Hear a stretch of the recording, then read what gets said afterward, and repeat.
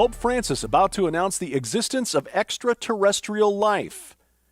This is Skywatch TV News for June 2nd of 2015. I'm Derek Gilbert. That's one of the claims that came out of that Contact in the Desert conference that I told you about yesterday.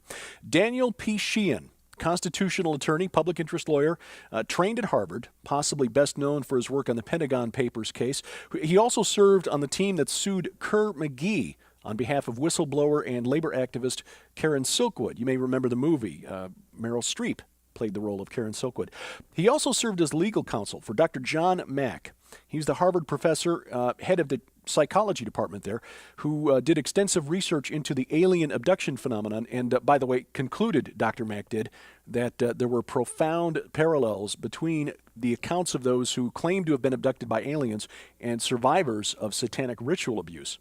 Anyway, Sheehan was also special counsel to the Library of Congress when it investigated the existence of extraterrestrial life at the direction of President Jimmy Carter. In 2001, Sheehan served as general counsel to the Disclosure Project, an ongoing effort to pressure world governments into revealing what they know about ET to the rest of us. He's also served as the director of the New Paradigm Project at Mikhail Gorbachev's globalist organization, the State of the World Forum. I tell you all of that to make the point that Daniel Sheehan is no lightweight. So, over the weekend, he claimed in his presentation that Pope Francis is preparing an historic encyclical that is a global decree that is sent out to all dioceses around the world, calling for the disassembly of the power structures that are destroying our civilization and preventing us, humanity, from joining the enlightened galactic community. Sheehan also says that Pope Francis wants to position the Catholic Church and the Jesuit order in particular to accept a major shift in human consciousness. This is one of the teachings of the late Jesuit Father Pierre Teilhard de Chardin, who apparently has played a profound role in influencing the life and work of Daniel Sheehan. Sheehan concludes that the result of the revelation of alien existence would lead to the evolution of a sixth faculty of human consciousness, and that this sixth faculty would constitute a new form of religion and contact between humans and advanced telepathic aliens. Now, does Sheehan have accurate information, and is he telling the truth? Not necessarily. But if his information is correct and he is telling the truth, this is simply more confirmation of what Tom Horn and Chris Putnam have been writing about in their books, Exo Vaticana and On the Path of the Immortals. We'll keep an eye on this as the year moves along. Meanwhile, this is not really news, this next story, but it is an appropriate time to at least mention this. A few weeks ago, we told you about the revelation of new photos of what was supposed to be the Roswell alien. Former astronaut Edgar Mitchell, who was also at the Contact in the Desert conference, was a part of this event in Mexico City. The photo of the alien, which you see here, has a little placard in front of it which was deliberately blanked out in the pictures that were released at the Mexico City event. Some sharp researchers using a photographic app called Smart Deblur were able to read the writing on that placard. And as you can see here, the so-called Roswell alien was revealed to be the mummified body of a 2-year-old boy. So much for that. In Mexico, a case of satanic murder. A 6-year-old boy in Chihuahua State was invited to play a kidnap game by several local children, the 3 boys, 2 girls aged 12 through 15. Christopher Marquez, the 6-year-old, was tied up, then beaten, stoned, suffocated, and then buried face down in a shallow hand-dug grave. Now, authorities there have now linked his death to the veneration of Santa Muerte, or Saint Death. This is a relatively new cult. It's only been public for about 12 years or so. The accused children, according to neighbors, have been indoctrinated by local criminal gang into the cult, and all 5 of the children accused of this murder are supposedly recruited to be members of this gang.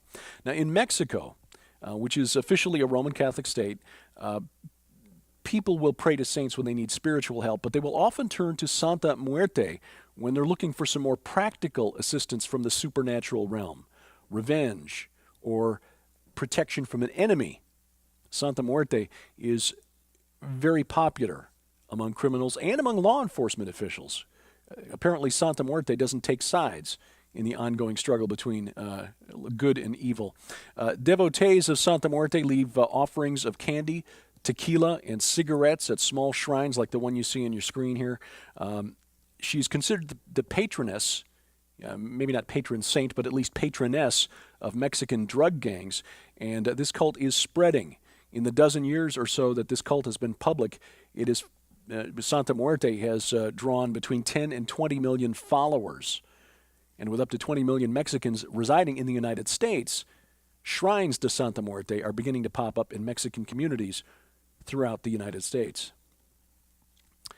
A disturbing story from South Carolina. Who is killing chickens there? Over 300,000 have been murdered within the last couple of months.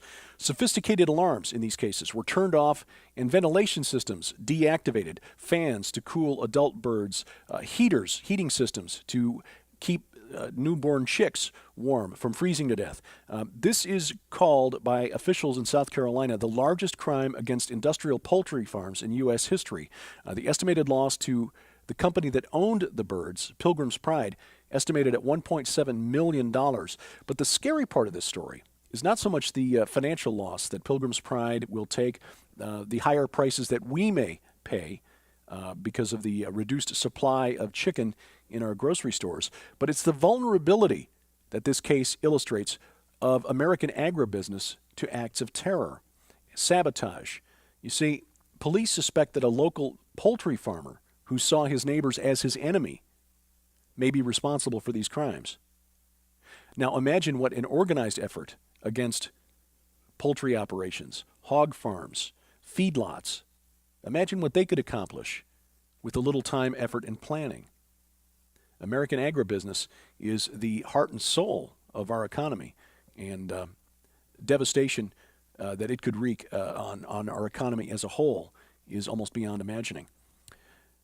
Pestilence and plague, two of the tools mentioned, or one of the tools mentioned by the fourth rider of the apocalypse, the only rider, by the way, in Revelation chapter 6 that's given a name, Thanatos, translated into English as death.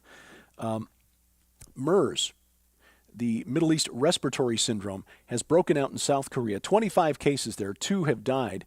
Doesn't sound like a very big outbreak, but the frightening part of this story is this. MERS, a coronavirus, which is considered a deadlier but less infectious cousin of SARS, appears to be spreading through the air in these cases. The Korean authorities there have confirmed that the most recent diagnosed cases simply were people who simply shared a hospital ward, stayed in the same hospital ward as the original case, a man who traveled to Saudi Arabia and then returned home to South Korea. The mortality rate for MERS typically runs between 30 and 40%. So if this is in fact an airborne virus, we're looking at a very frightening outbreak indeed. By comparison, Spanish flu, which killed between 25 and 50 million people about 100 years ago, had a mortality rate estimated at 2.5 to 5%. Again, MERS running at 30 to 40%. Well, it appears that my prediction came true a lot sooner than I thought. There are reports out on the internet today that the demon-summoning Charlie Charlie Challenge was just a viral marketing campaign for a new horror film called The Gallows. Now, it's not clear if this is true. It appears that the marketing team for the movie The Gallows posted a quickie video after the Charlie Charlie Challenge had already gone viral. But either way, it's popularizing behavior that shouldn't be taken lightly. And to borrow a phrase from our president, let me be clear. Summoning demons is not a game. Tonight, Steve Quayle is Tom Horn's guest on Skywatch TV. This airs at 8:30 p.m. Central Time. That's UTC-5 on the Christian Television Network. That's DirecTV Channel 376, Dish Network Channel 267, the Glory Star Satellite Channel 117. If you don't have access to satellite television, you can watch the program as it airs live. I guess airs is kind of an old-fashioned word, isn't it? As it streams live on the Christian Television Network's website, ctnonline.com. We will archive that show at skywatchtv.com later in the week, but you can watch it as early as tomorrow morning on Roku. If you have a Roku box and a Roku account, add the Skywatch TV channel to your account. Instructions on how to do that online at skywatchtv.com/Roku. Roku. You'll also, at skywatchtv.com, find the Skywatch magazine. It is free for you to read at your perusal, at your convenience. You can download, print the files if you like. The link to the magazine in the top menu bar at skywatchtv.com. Click on the link that says Free Magazine. You'll find articles by Tom Horn, Dr. Michael Lake, Josh Peck, and yours truly, Gary Stearman as well, also contributing an article to the current issue. And we will always post it there. It is mobile ready, so if you're like me and you prefer to read on a tablet, as the eyes get older, it's nice to be able to make the font bigger. You'll find that the magazine is already formatted for your mobile device. We appreciate you watching as we keep watch, as we wrestle not against flesh and blood.